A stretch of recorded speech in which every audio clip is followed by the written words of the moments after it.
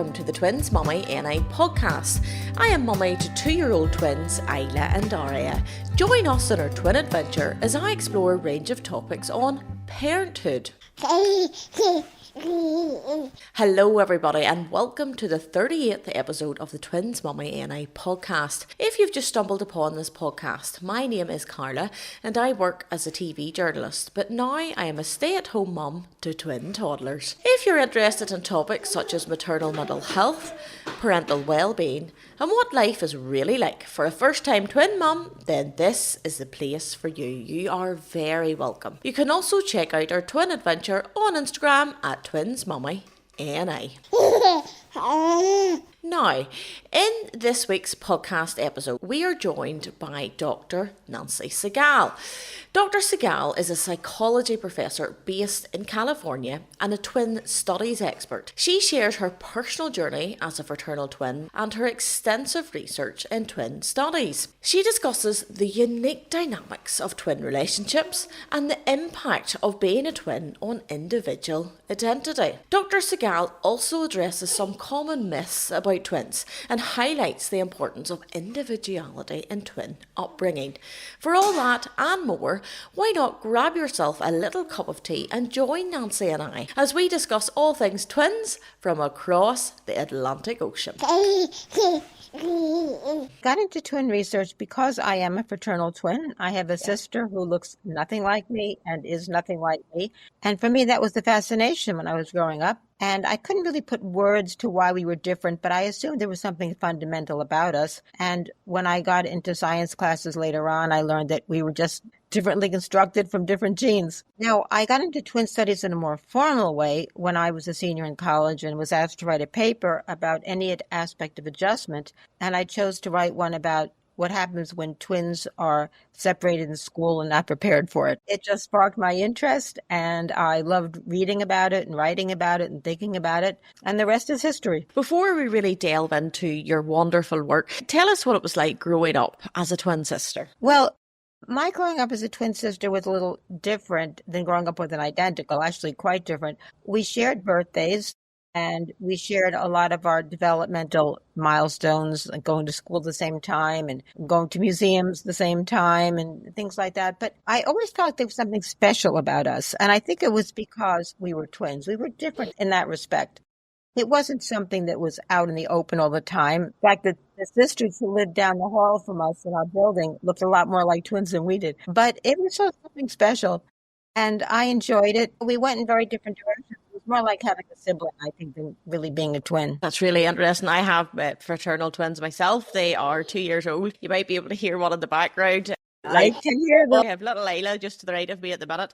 It is 8 o'clock here and one twin is sleeping and one isn't sleeping, but we will roll with the podcast anyway. Did being a fraternal twin influence your research? It didn't influence the way I did my research or interpreted things, because I let the data tell me the story.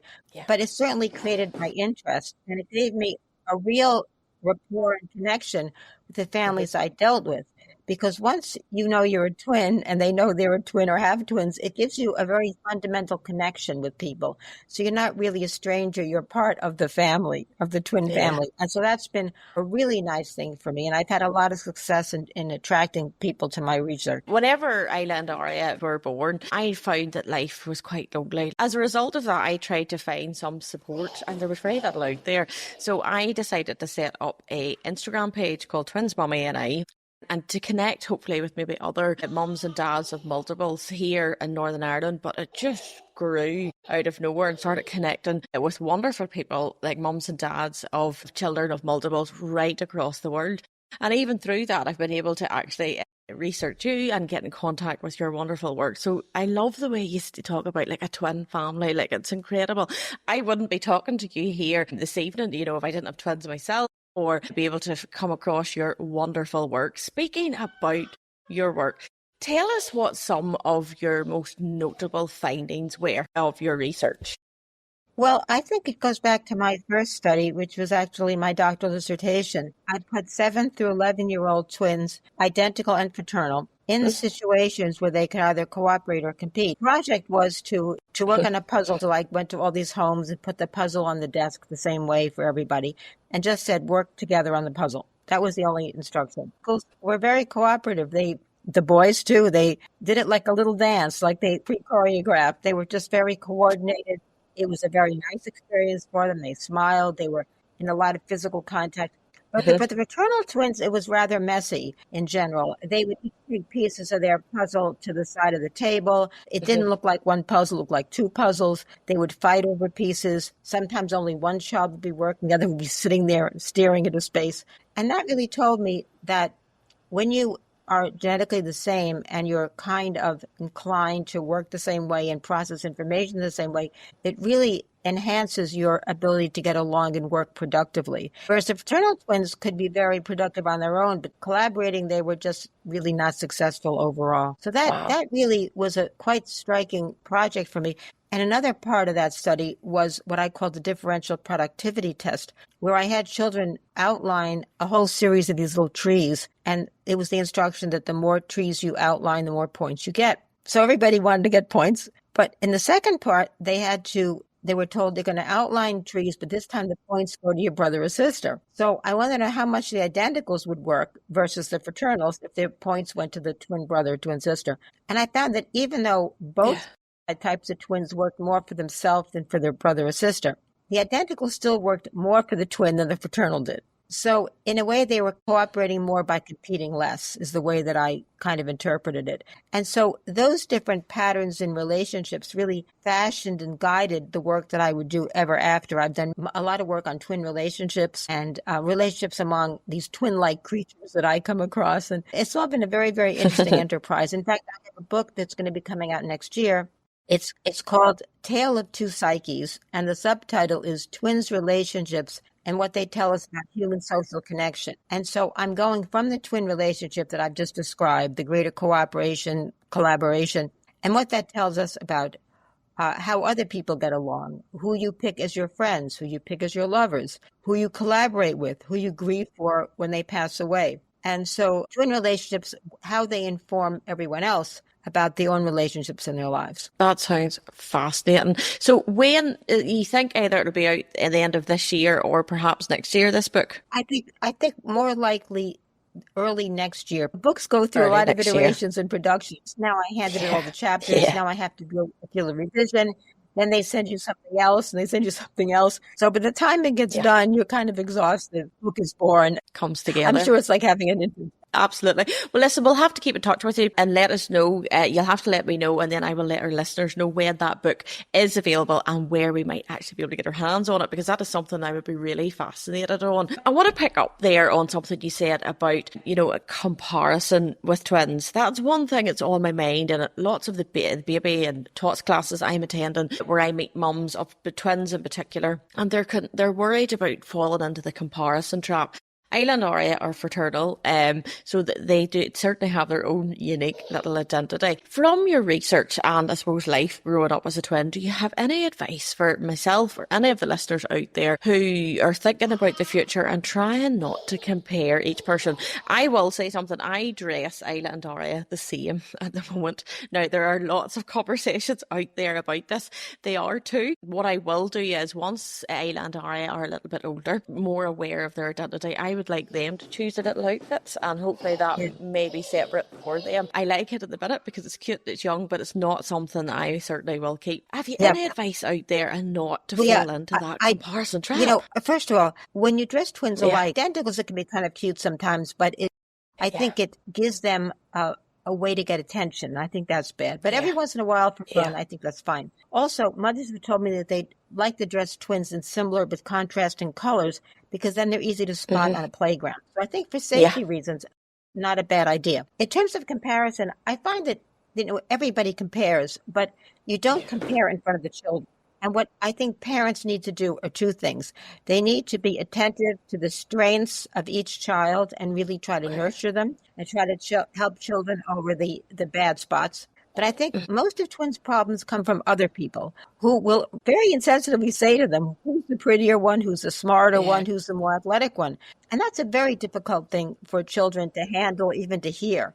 So I think that parents have to educate non-twin parents gently, and relatives too, who will do that. My sister was 4 inches taller than me, and people would always call me the short one. Now, I wasn't short, but by comparison to her, I was. I had very straight hair that was very popular then. Anne had curly hair. That was difficult for her, and people would always make comments about that. So I think that, again, it comes from other people outside the twinship that really create the problems. And I think we have to spend a lot of time educating them. I think Ayla actually agrees with you here. She's very excited over beside me I'm here. glad. Another thing, I suppose, obviously we're at this toddler stage at the moment. Ayla and Aria are 2, but they will be starting school in the next couple of years. And this is something I know is in the minds of a lot of our listeners. Whenever my children start school, I am not sure, is it a good thing or is it a negative thing if they share the same classroom? I've spoken to some parents who are anxious if they don't be in the same classroom, particularly at such a young age. But for me, I think it might necessarily be a good thing. I really believe there should be no policy in schools. And I think that parents have to work cooperatively with schools. I know they're willing to. I think schools are less willing to work cooperatively with parents. Some children, very good to stay together in the early years. For other children, it's better to separate. And there should be no one single policy. Pair is different, just like you don't have a single policy for single children. And I think that the reason people are hesitant to put children in the same class is they assume that they're not going to develop identities, but they will. And one way you can help children do that if they're in the same classroom is simply put them at different tables. If they're identical and look a lot alike, put on name tags or put on different T-shirts, just something where people can tell them apart. Yeah, to separate twins when they're not ready, like I was. My sister was ready. She didn't care that I was leaving the classroom, but I was not ready for it. And I was quite traumatized by it for a while. They should have put us in the same room at different tables. That would have solved the problem. That's really interesting, actually, because I think about it all the time and I'm not sure what to do the right thing. So, but you made lots of really important points there. There are lots of conversations out there and stories about twins. For example, that twins have a special bond, or perhaps twins are telepathic. Or the latest one I've heard a lot of lately is this idea that twins have their own special language. Is there any truth in any of these stories? Yeah, well, yes and no.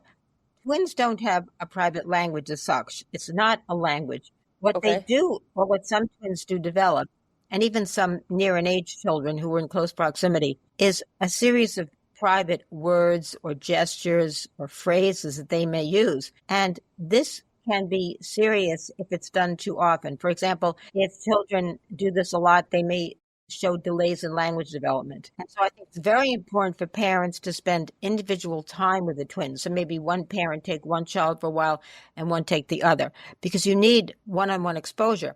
They find that with parents of twins, it's a more chaotic situation, as you know. So parents are more controlling, which means that each child is getting less opportunity, less speech directed to them, and they in turn have less opportunity to speak back. So that's a very important thing. Teachers need to be more aware of this as well, because sometimes children are marked as below normal in language development, but it's just that they're not speaking like everybody else. Their own language is fine. So I think that we just need to be aware of that.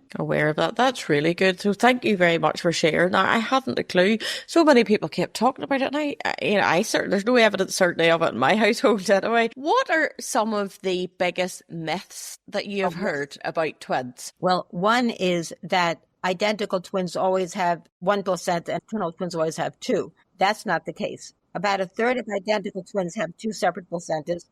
And while all fraternal twins do, sometimes they grow together and are fused, so they look like one. Another myth is that fraternal twins skip generations. That's also not true. It could happen in some families, but there's no rule surrounding that. So those are probably the biggest myths, I think are out there. I have a book actually called Twin Myth Conceptions, which has quite a few of these myths that people might be interested in. I'm really fascinated about all of these myths and stories that we hear about twins. Certainly whenever I'm out and about in public with the pram and I have Isla and Aria with me, lots of people will come up and ask us lots of questions, some of them really, really personal questions. And I think that was the biggest shock to me whenever I became a twin mum. I couldn't understand it. Why are we so fascinated by twins? Everybody's fascinated with twins. And I've given a lot of thought to that. It's a very important question. And I think it's because we expect individual differences in everybody, that everybody's unique.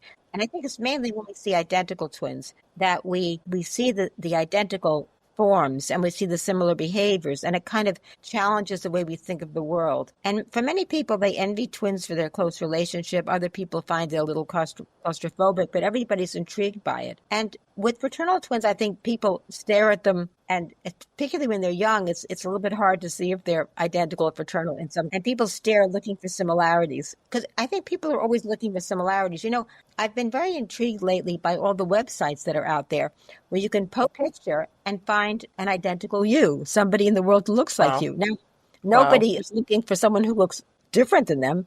And you can even post your picture in an art website to find a piece of art, a sculpture, a drawing, a painting that looks like you. Everybody's kind of leaning towards finding a likeness of themselves, somebody who truly understands them, which identical twins have really effortlessly from the moment that they're born. Let's go back a moment, though, to the twin misconceptions. I just thought of a really important one, that twins have ESP. They communicate telepathically. And it's a very romantic notion, but I think that there's no scientific evidence for it. In fact, I know there isn't. And I think that the way these things get spun is that if, say, you're on the phone with somebody 10 times a day and the phone rings, oh, that's my twin. Well, of course, it's going to be most of the time. I think that we don't hear about the misses. When you're worried about the twin is fine. We hear about all the hits. They're told to us retrospectively, so the truth is embellished. But I think that the reason why identical twins in particular show these matched patterns of behavior and thought patterns is that they just are alike. And they spend a lot of time together, which reinforces that as well. So they may express what seem to be ESP-like events, but they're not ESP. There's no evidence for it. One thing that was on my mind even just today is to say Isla and Aria are still at that toddler stage at the moment, and they're only 2 years old. One thing that I'm trying to incorporate into her little daily routine now is sort of spending one-on-one time with each twin, because I'm very conscious, from the moment they've been born, they've been together with each other all the time. They share a same bedroom together, albeit different cots. Like, we have a little area in our house to play in, and the two of them are playing with each other all the time. They're side by side in the pram together when we're out and about. And I thought to myself, I don't know if I would like to. I like my own company and my own space at times. I'm sure that my two daughters are exactly the same.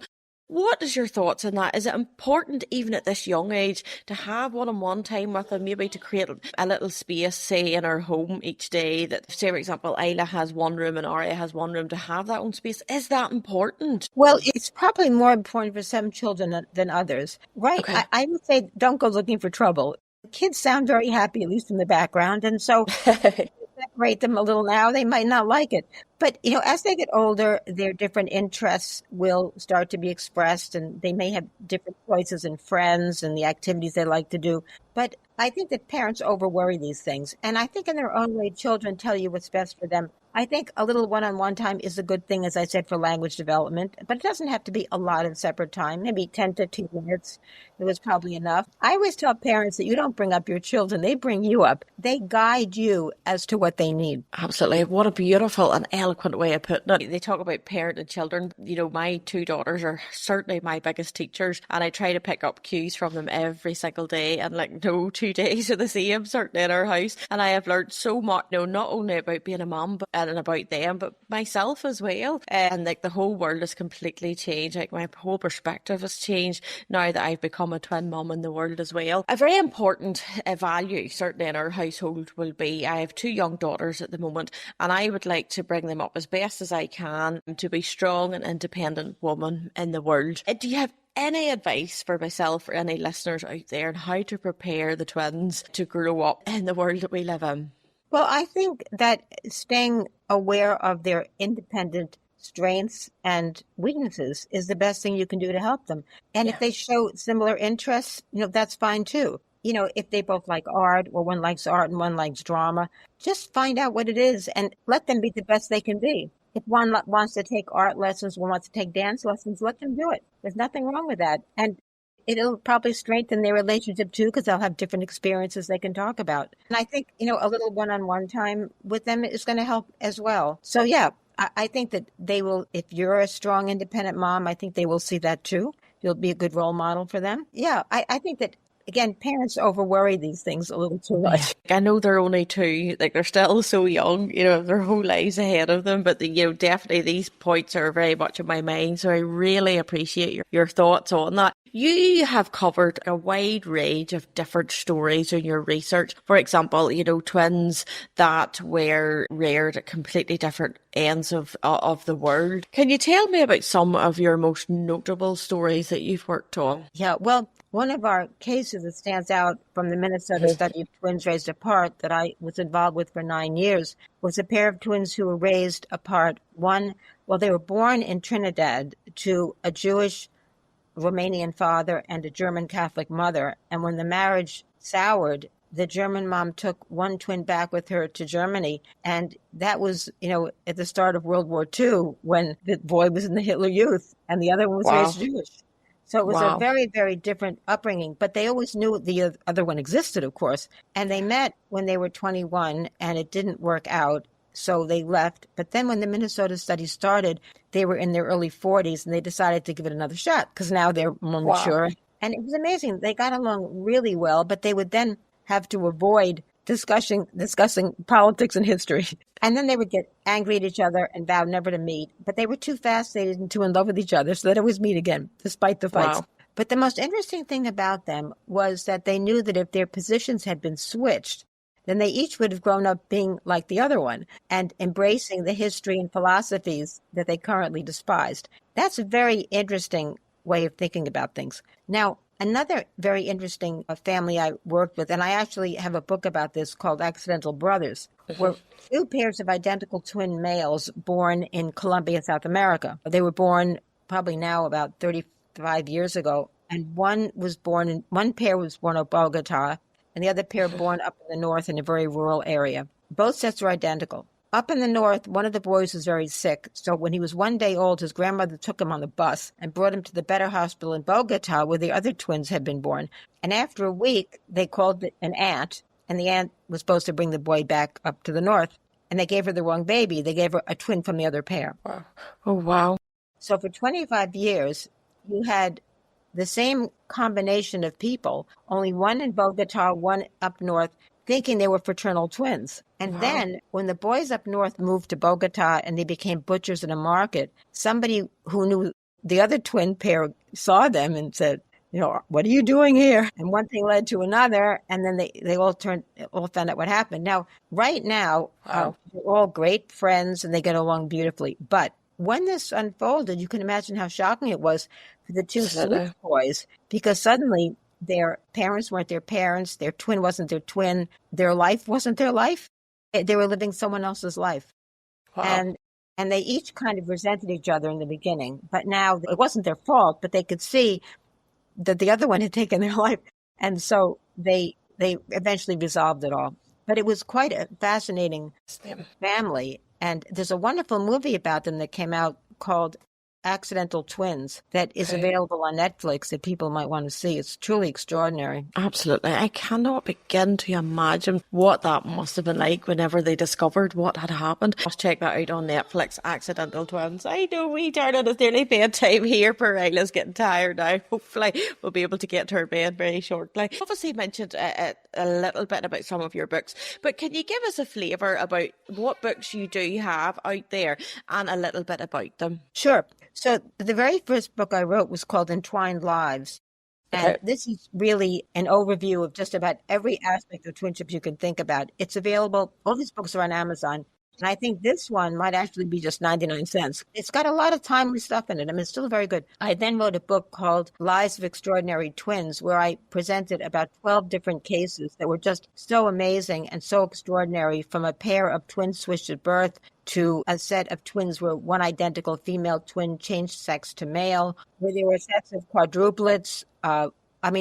triplets, so many different extraordinary cases that were interesting but also informative. And then I wrote a book called Someone Else's Twin, which took place in Spain. And that was about another switched at birth case, although it was one twin switched with a single girl, not a twin pair, like I just explained for Colombia. Mm-hmm.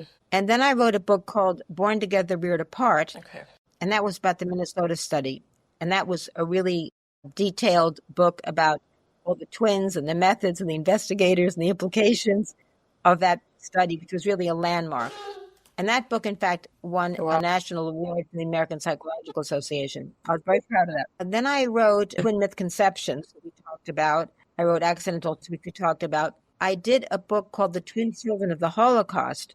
In 1985, I went with the two survivors of Auschwitz to commemorate their 40th anniversary of the liberation. We went to the camps in Auschwitz in Poland, and then went to Jerusalem for a public hearing on Mengel's war crimes.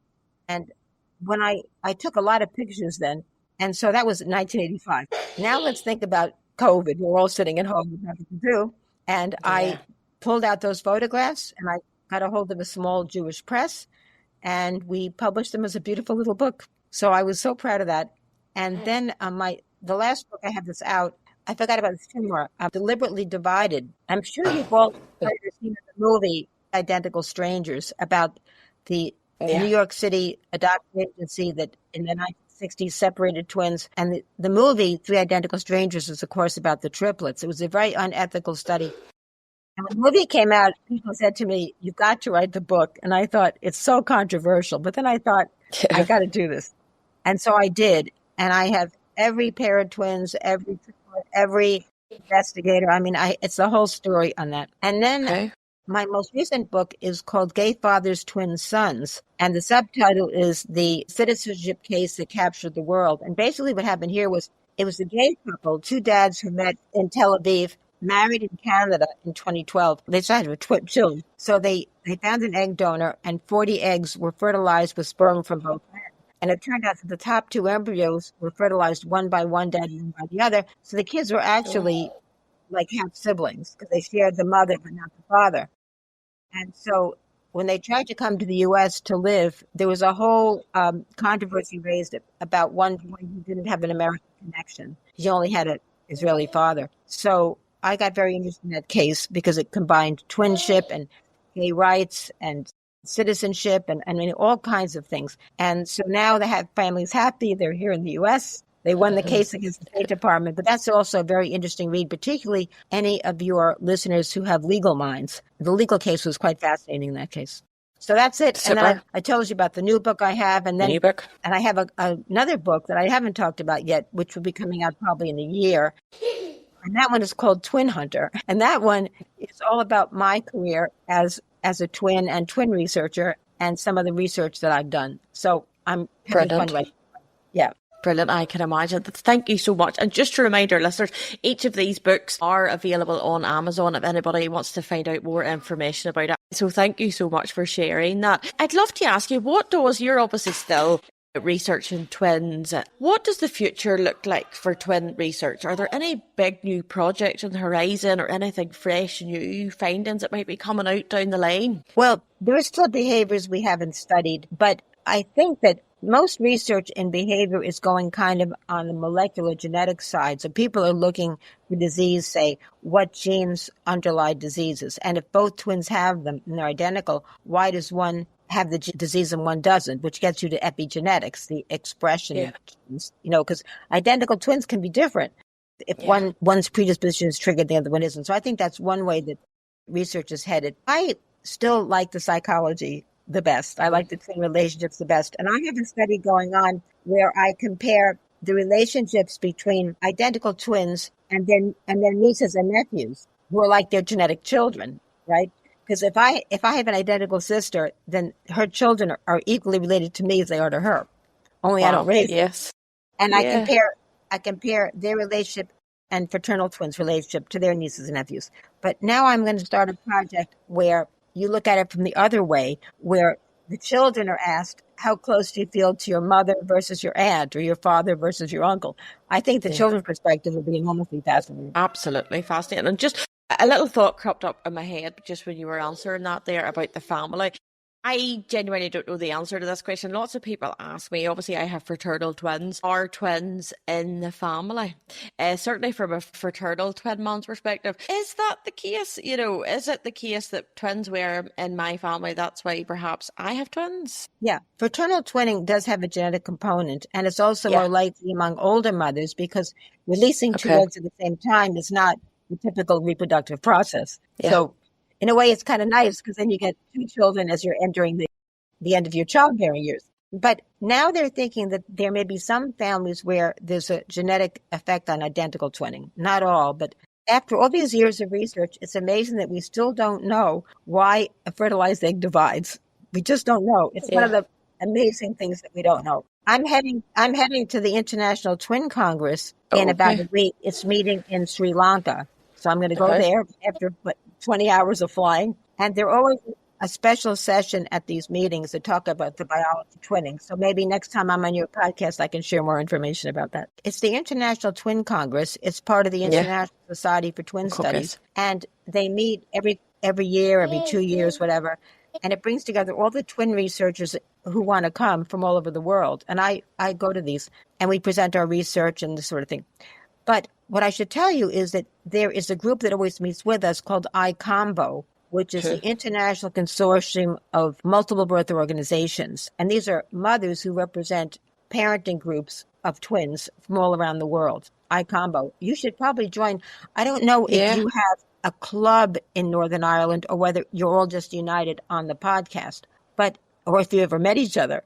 But I think if you were to form a group and maybe at least meet once, I could put you, or you could Google iCombo and there's a million people you could contact who would welcome you. We always have mothers meeting from iCombo with our group, and they have sessions on their own and sessions with us. Super. That sounds really interesting, actually. What I do is, and actually it's happening this Saturday, I organise a coffee meetup for mums and dads of multiples here in Northern Ireland, where we meet up once a month and just have a cup of coffee and share our stories of twin motherhood. Some months when the weather's nice here in Northern Ireland, which isn't too often, we go out for a walk with our prams as well. And the next one actually will be happening this Saturday. It's lovely to be able to connect with lots of people who just are in the same boat as ourselves. So yes, I would love to hear about that. What advice would you give to mums and dads of multiples who are listening to this podcast, who maybe are finding, life is just so hectic, it's so busy? Obviously, motherhood is busy, fatherhood is busy in itself, but times 2 or times 3 when you have more than one. If there's somebody out there maybe feeling that the days are long or that life is unrecognisable now, would you have any advice for them? Well, the first thing these parents should know is that this will pass. They're going to live through it. But secondly, I think it really helps connect with groups like yours to have the support and understanding that comes with that only parents of twins can understand. I think that is absolutely vital. And I think that organizing, a group that would even meet for conferences, you can invite local speakers in. It would be magnificent. There's a lot of people. I don't know how much twin research is in Ireland, but there's a lot in England, a lot. Okay. And there's research in Wales too going on. Yeah. But I think getting the support of other mothers is the most important thing. Life-changing, just to be able to connect with somebody. And, maybe you had a difficult day or it was a busy day, and just to offload and have a chat with somebody who just gets it, who just understands. That's right. It's lovely. It is lovely. And the very last question I'd love to ask you is, what did you love most, or what did you enjoy most about growing up as a twin? I think the feeling of being special, the feeling of being a little bit different. And I used to love telling people that Anne and I were twins, and they'd go, "What?" Yeah. I used to love their surprised reactions because we look so much. But there are downsides. I remember when her son had a bar mitzvah, and I went to New York for it, and it happened to be on the day of our birthday, and everybody wished her a happy birthday, but not me. So I was a little bit miffed by that. But I think the nice thing is just the surprised experiences, and also when people ask you about your family and I say I'm a twin, immediately there's a lot of interest, and I enjoy that. Thank you so much, Auntie, for gifting us with your time. It was I'm going to be honest with you, I'm very honest in the podcast. It was a little bit hectic this evening. As I'm just looking at my watch, it's 9:00 here in Northern Ireland. We couldn't get any reception at the beginning of the podcast. The recording wouldn't work for us. I had one of the children with me, but I just wanted to say a big thank you, Nancy. None of that fazed you whatsoever, and you were so patient, and I really appreciate you being so kind with with your time and being patient with all of that going on. If anybody is interested in checking out some of Nancy's books, they are available on Amazon, or getting in contact with Nancy. I will share the email address on the Instagram page as well, and feel free to get in contact with me and I will pass on those details. Again, Nancy, thank you so much for your time. Will you keep in touch with us? I certainly will. And thank you so much for having me. My pleasure, Nancy. Take care. You too. Bye. Bye-bye. Well, that's it for this week's episode. If you would like to get in touch with Dr. Segal, drop me a message on the Twins Mummy NI Instagram page and I can share the contact details with you. Thank you for your time today. I will join you next time for a chat on the Twins Mummy NI podcast. In the meantime, take care and remember, there is always